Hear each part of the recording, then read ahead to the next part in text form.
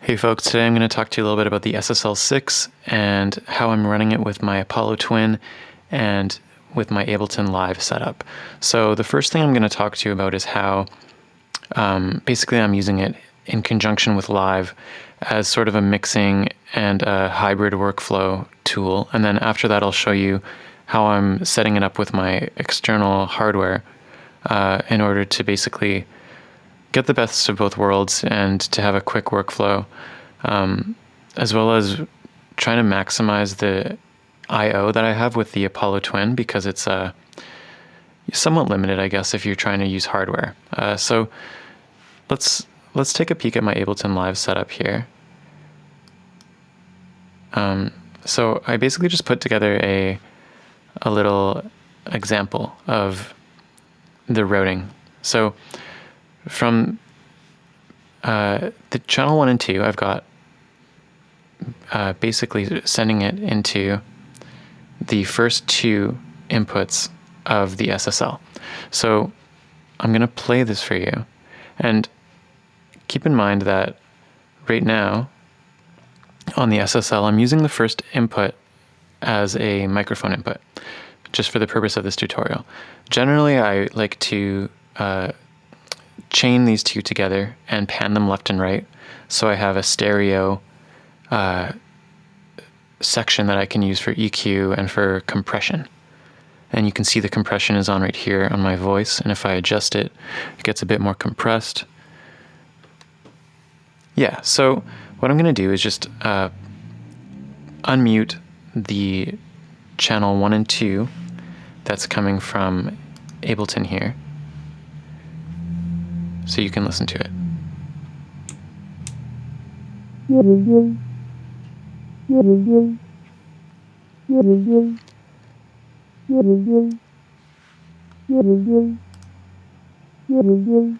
Okay, so that's right here.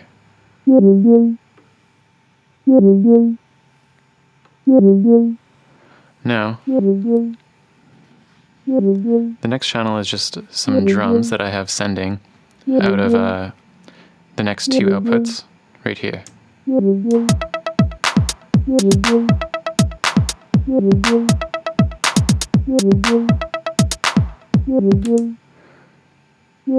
And finally, I have just another little synth part coming from out of channels 5, 6.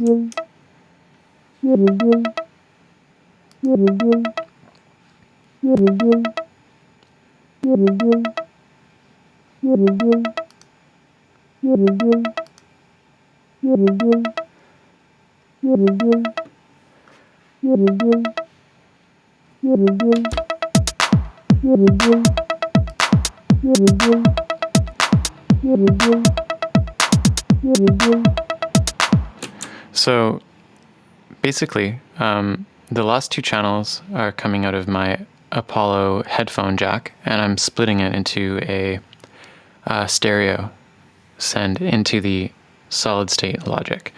So that basically gives me a total of 6 outputs from the Apollo, or 3 stereo, depending on how you want to run it. Sometimes I'll mix it up and I'll put a mono bass line here, like a mono percussive element here, like a kick, and then some stereo synth elements on these 2 channels. And then what I do is basically send all of this through this compressor here, the G-Bus compressor, and then record it back into the Apollo through the inputs 1 and 2, and use that for mix down, or use it for, if I want to just process a stem or a part of a track, I can record that out of the Apollo into the SSL and back into the Apollo, and then I have that basically tracked. Or you can use it as like a summing mixer. It's really just a creative tool that you can use however you want. You don't have to be bound to a certain framework of using this tool, right? Now, the other cool thing about this for electronic music production is the use of the stereo Q sends on this. So right here I have an analog delay. It's a stereo analog delay.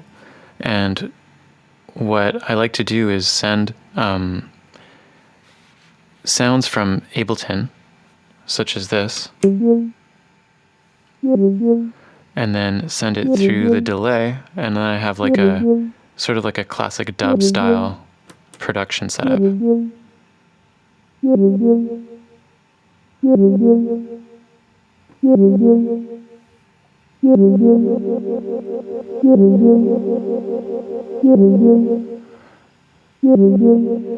And you've got the Q sends on every channel of this, so you can really like blend stuff and make some cool textures, like we'll see.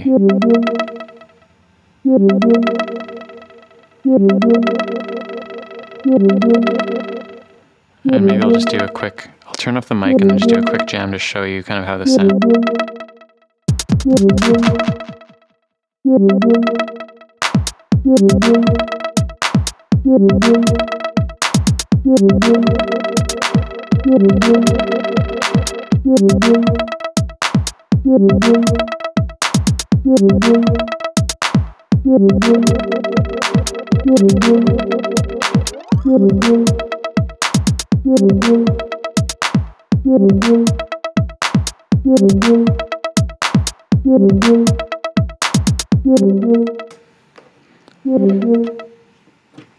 And now I'll just show you the G-Bus compressor and how that sounds across a few stems here, just so you can get a taste for it, because it's pretty powerful. It works. There's some really nice glue. I really dig it.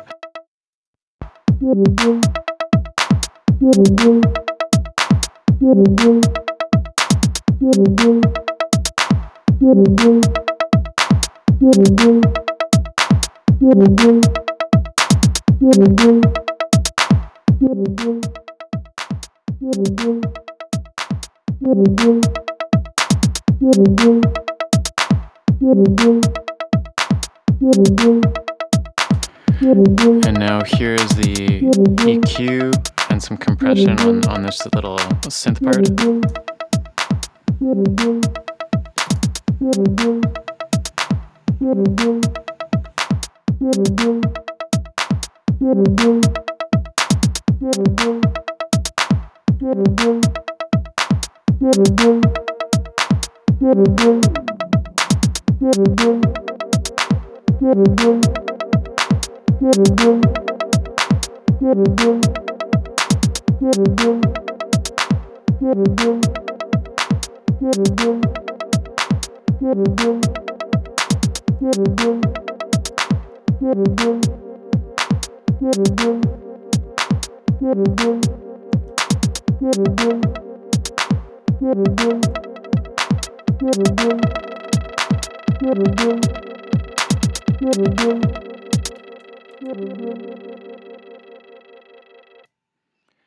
Cool.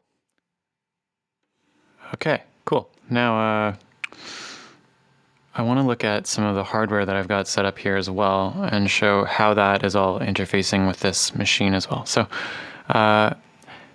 looking at channels 1 and 2 here, there's actually a switch that engages a line versus the XLR inputs.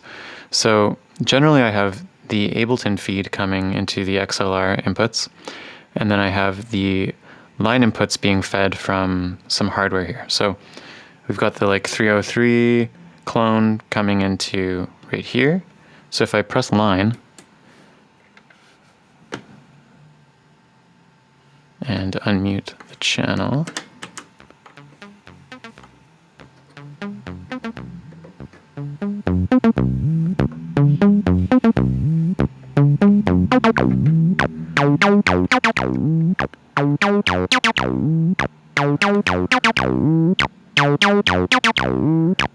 so there's the 303, and then I've got the Moog set up to come through this external input. It doesn't go through these like faders or anything, but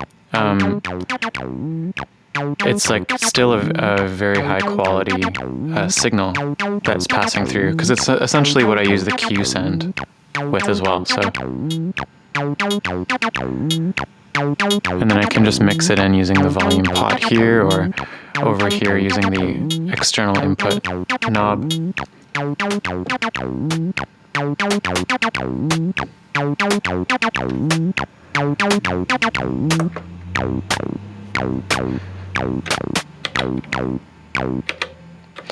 And then I've got this bad boy coming in through the first channel, which I can show you quickly.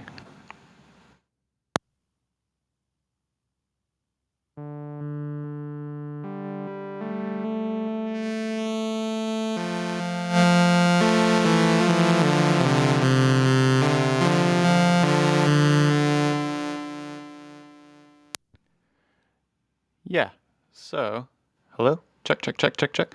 Yeah, so that's the Manther. And then the Digitact actually isn't running through this as a sort of like front end. It actually goes through the overbridge into my Ableton. So I'm just gonna turn off the Ableton channels that are running, and then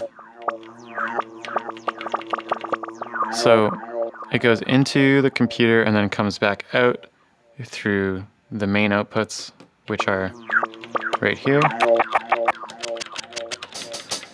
And this is so that I can multi-track from the sampler. And I'll show you what's going on in Ableton here.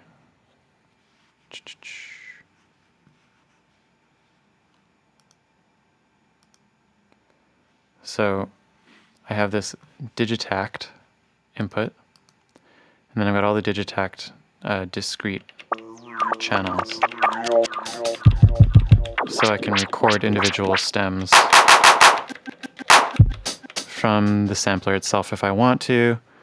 Yeah, and then what's cool is you can also use this as a 2-channel interface.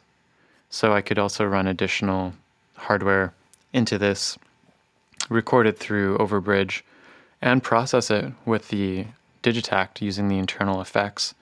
And then I can sum all of that through here, add some more analog flavor, I guess, if I feel like it when I'm mixing down. And yeah, so I think that basically covers it. If anybody has any questions about how I have things set up here, or about the hardware itself, please send me a comment or a message. Follow me if you want more content like this. I'm planning on creating more tutorials and looking more at how to create electronic music using whatever idiosyncratic production methods that I have found to be useful. I'm going to talk more about mixing and yeah, just sharing knowledge. So thank you for watching this video. Please like and subscribe if you're into it, and let me know what you think in the comments. Peace.